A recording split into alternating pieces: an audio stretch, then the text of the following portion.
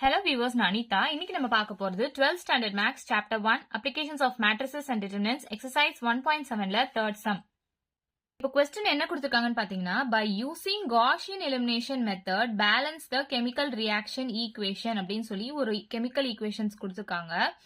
இந்த ஈக்குவேஷனை நம்ம பேலன்ஸ் பண்ணணும்னா நமக்கு இந்த இடத்துல ஏதாச்சும் வேல்யூ வரணும், இந்த இடத்துல ஏதாச்சும் வேல்யூ வரணும், அதே மாதிரி இங்க வரணும் இல்லையா?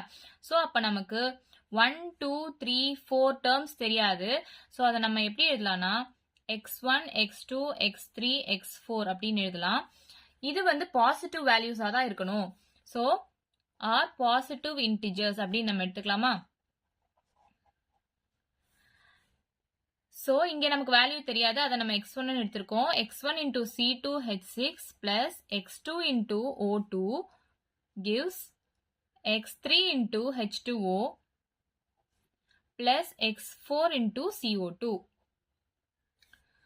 So இப்ப நம்ம number of atoms in LHS வந்து is equal to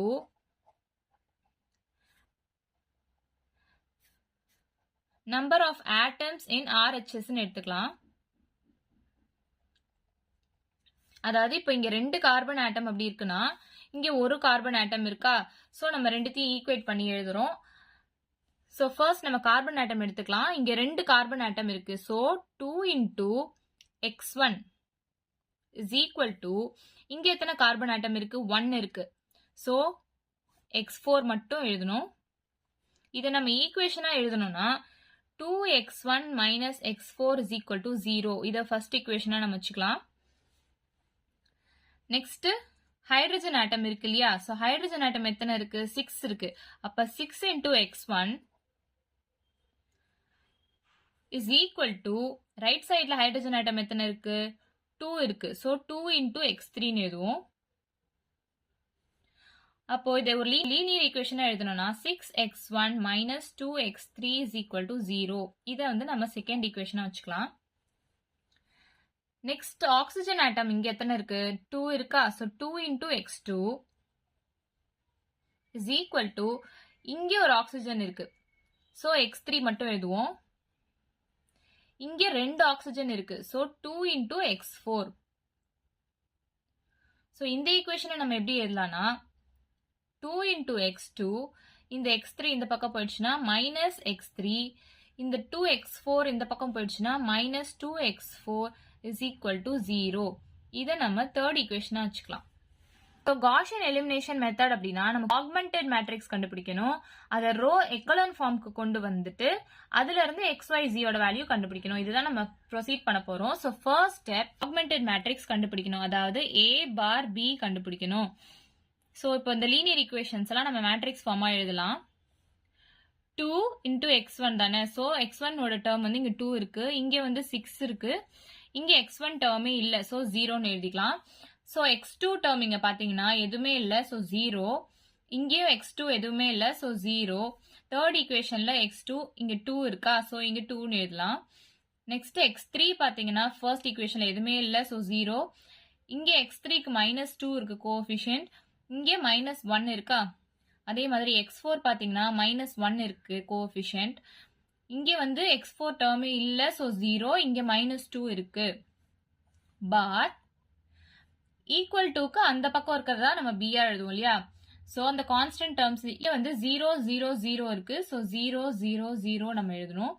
நெக்ஸ்ட் இப்போ நம்ம ரோ எக்கலன் ஃபார்முக்கு கொண்டு வரணும். அதாவது இந்த 3 டேர்மும் 0 ஆக்க ட்ரை பண்ணணும். இங்க ஏற்கனவே இந்த டேர்ம் 0ல தான் இருக்கு. சோ இதுவும் நம்ம 0 ஆக்க ட்ரை பண்ணணும்.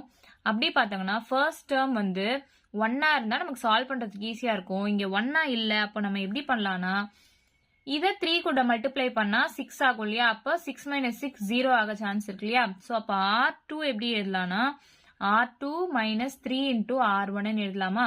இங்க ரஃபா போடுறேன். R2 ஓட வேல்யூஸ்லாம் 6 0 minus 2 0 0 minus 3 into R1 ஓட வேல்யூஸ்னா minus 3 into 2 minus 6. 3 into 0 0 எல்லாமே 0 தான். minus 3 into minus 1 plus 3. இதுவும் மல்டிப்ளை பண்ணா 0 தான் வரும். So 6 minus 6 0. இதுவும் 0. இங்க -2 இங்க 3 இது 0 இதுதான் நம்மளோட R2 ஓட வேல்யூ சோ இங்க நம்ம எடுத்து எழுதிக்கலாம் ஃபர்ஸ்ட் ரோ அப்படியே தான் இருக்கும் 2 0 0 -1 0. செகண்ட் ரோ இங்க கண்டுபிடிச்சிருக்கோம் நம்ம 0 0 -2 3 0. தேர்ட் ரோ அப்படியே எடுத்து எழுதிக்கலாம் 0 2 -1 -2 0. ஸோ இப்போ ரோ எக்கலன் ஃபார்ம் கொண்டு வரனா இந்த 3 டேர்மும் 0 இருக்கணும் இல்லையா? ஸோ இந்த டேர்ம் மட்டும் இப்போ 2 இருக்கு. இதை நம்ம எப்படி 0 கொண்டு வரலாம்னு பாத்தீங்கன்னா இந்த ரோவையும் இன்டர்சேஞ்ச் பண்ணா 0 ஆயிடுமா?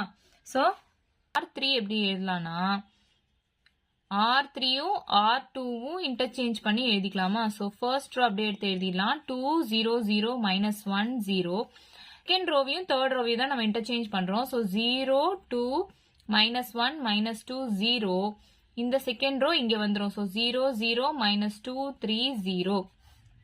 இப்போ நம்ம ரோ எக்கலன் ஃபார்ம் கொண்டு வந்தாச்சு 0 0 0.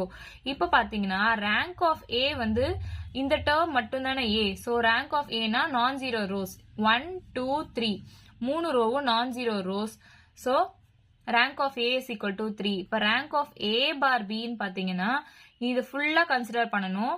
ஸோ 1 2 3 மூணுமே நான் ஜீரோ ரோஸா இருக்கு. ஸோ ரேங்க் ஆஃப் ஏ பார் பியோட வேல்யூவும் 3. ஆனா இது லெஸ் தென் n. ஏன்னா nன்றது வந்து நம்பர் ஆஃப் அன்னோன்ஸ் இல்லையா? ஸோ nன்றது இங்க என்னன்னா x1 x2 x3 x4. அப்போ நம்பர் ஆஃப் அன்னோன்ஸ் வந்து 4 இல்லையா? அப்ப 3 இஸ் லெஸ் தென் 4ன்றதுனால நம்ம என்ன சொல்லலாம்? The system is consistent and has infinitely many solutions அப்படின்னு சொல்லலாமா? இப்போ நமக்கு x1 x2 x3 x4 இந்த வேல்யூஸ்லாம் கண்டுபிடிச்சாதான் நம்மளால ஈக்குவேஷனை பேலன்ஸ் பண்ண முடியும். ஸோ இதெல்லாம் வந்து நம்ம ஈக்குவேஷன் ஃபார்மா எழுதிக்கலாம். minus 2 into x3 ஆனா 1 2 3 தேர்ட் டேர்ம்ல தான் இருக்கு. minus 2 into x3 plus 3 into x4 is equal to 0. இதை ஒரு ஈக்குவேஷனா வச்சுக்கலாம். Next 2 into x2 minus x3 minus 2 into x4 is equal to 0. இதை ஒரு ஈக்குவேஷனா வச்சுக்கலாம். 2 into x1 இந்த டேர்ம் 0 ஆயிடுச்சு. ஸோ x4 மட்டும் தான் இருக்கு. Minus x4 is equal to 0. இதை ஒரு ஈக்குவேஷனா நம்ம வச்சுக்கலாம். இங்க x4 is equal to t நம்ம கன்சிடர் பண்ணிக்கலாம். ஏன்னா tன்றது வந்து என்ன நம்பரா வேணாலும் இருக்கலாம், ஜீரோவா இருக்கக்கூடாது. ஏன்னா it has infinitely many solutions அப்படின்றதுனால நிறைய சொல்யூஷன்ஸ் வரும் இல்லையா? ஸோ tன்றது என்ன நம்பரா வேணா இருக்கலாம் அப்படின்றத நம்ம x4 is equal to t consider பண்ணிருக்கோம். இதை வந்து இந்த ஈக்குவேஷன்ல சப்ஸ்டியூட் பண்ணா 2 into x1 minus t is equal to 0 வரும். 2 into x1 is equal to இந்த minus t இந்த பக்கம் போச்சுன்னா plus t ஆயிடும். அப்போ x1 is equal to 1 by 2t அப்படின்னு நமக்கு கிடைக்குமா? ஸோ இப்போ x1 ஓட வேல்யூ கிடைச்சிருச்சு.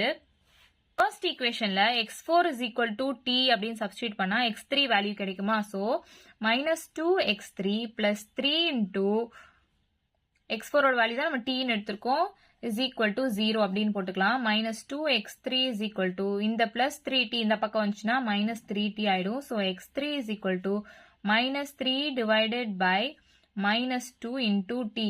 அப்போ இந்த minus minus cancel ஆயிடும். 3 by 2t அப்படின்னு கிடைச்சிருமா? ஸோ x3 ஓட வேல்யூ வந்து 3 by 2t. ஸோ இப்போ நமக்கு x1 ஓட வேல்யூ தெரிஞ்சிச்சு, x3 ஓட வேல்யூ தெரிஞ்சிச்சு, x4 ஓட வேல்யூ நம்ம இங்க tன்னு எடுத்தாச்சு. ஸோ x3 x4 இதுல சப்ஸ்டியூட் பண்ணா நமக்கு x2 ஓட வேல்யூ கிடைக்குமா? சப்ஸ்டியூட் பண்ணலாம் ஈக்குவேஷன் 2ல. So 2 into x2 minus x3 ஓட value minus 3 by 2t minus 2 into x4 னா t is equal to 0. So இப்போ இதுல இருந்து நமக்கு x2 ஓட வேல்யூ கண்டுபிடிக்கலாம். 2 into x2 is equal to இதை இந்த பக்கம் கொண்டு வந்தா plus 2t ஆயிடுமா? இந்த பார்ட்டை இந்த பக்கம் கொண்டு வந்தா plus 3 by 2t ஆயிடுமா? ஸோ இதுக்கு எல்சிஎம் எடுங்க. Divide by 2 2 2s are 4t plus 3t 2x2 is equal to இந்த form. So x2 is equal to 4t plus 3t வந்து 7t divided by 2 into இந்த 2 கீழே கொண்டு வந்தா 2. ஸோ 7t by 4 இதான் x2 ஓட வேல்யூ. ஸோ நம்ம எப்படி எழுதலாம்னா x1 x2 x3 x4 is equal to x1 ஓட வேல்யூ 1 by 2t, x2 ஓட வேல்யூ 7t by 4, x3 ஓட வேல்யூ 3 by 2t, x4 ஓட value t for all t belongs to r. So t ஓட value என்ன வேணா இருக்கலாம், ஏன்னா it has infinite number of solutionsன்றதுனால any real நம்பரா இருக்கலாம். So t belongs to r சொல்லி எழுதிடலாம். இப்போ x1 x2 x3 x4 இதெல்லாம் நம்ம பாசிட்டிவ் இன்டிஜர்ஸா தானே எடுத்திருக்கோம். அப்போ டீயோட வேல்யூ வந்து இங்க 1 2 3 4 4ன்னு எடுத்துக்கலாம். ஏன்னா நம்ம கொடுத்திருக்க கெமிக்கல் ரியாக்ஷனை பேலன்ஸ் பண்ணணும் இல்லையா? ஸோ டீயோட வேல்யூ வந்து நம்பர் ஆஃப் அன்னோன்ஸ் எடுத்திருக்கோம் 1 2 3 4 4ன்னு எடுத்து போட்டா x1ல சப்ஸ்டியூட் பண்ணுங்க. x1ஓட வேல்யூ என்னது 1/2t தானே சொல்லியிருக்கோம். ஸோ 1/2 இன்டூ டீயோட வேல்யூ 4 சப்ஸ்டியூட் பண்ணா x1ஓட வேல்யூ 2ன்னு கிடைக்குமா? அப்போ x2ஓட வேல்யூ என்னன்னா 7t/4 நம்ம கண்டுபிடிச்சிருக்கோம். So 7 into 4 divided by 4 4 4 cancel ஆயிடும். இங்க 7 ஆயிடுச்சா?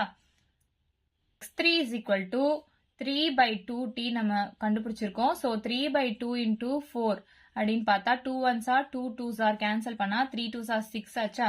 ஸோ x4 என்ன நம்ம கண்டுபிடிச்சிருக்கோம்? tன்னு எழுதி அசியூம் பண்ணியிருக்கோம் இல்லையா? ஸோ அப்ப x4 is equal to 4.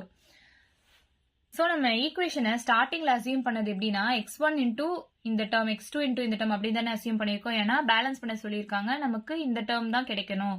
So நமக்கு இந்த டேர்ம் தான் தெரியாது.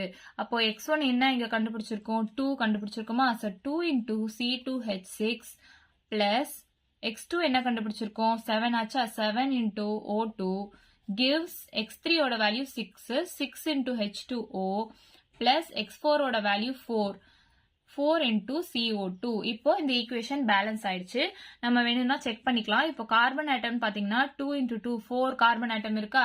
இங்கேயும் 4 கார்பன் ஆட்டம் இருக்கு. ஹைட்ரஜன் ஆட்டம் வந்து 2 into 6 12 இருக்கா?